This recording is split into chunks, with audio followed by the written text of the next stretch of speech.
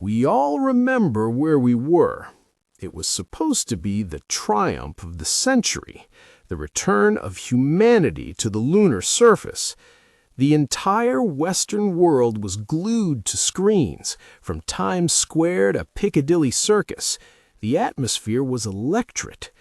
But if you dig into the archives, into the raw logs that leaked months later, you realize the celebration was a mask. It happened during the descent. The telemetry was perfect. The heartbeat monitors were steady. Then, exactly 300 feet above the surface, the feed cut. Not to static, but to absolute void-like blackness.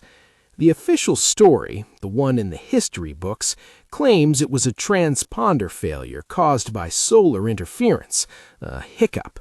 But I've spoken to a technician who was in the Houston control room that night. He says the audio didn't cut.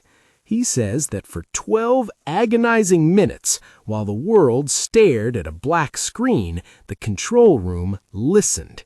They didn't hear technical jargon. They didn't hear the commander calling out altitude.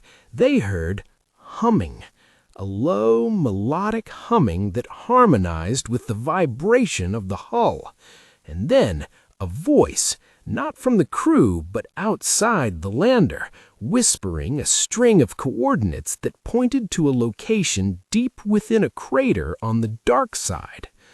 When the video feed returned, the lander was safely on the ground.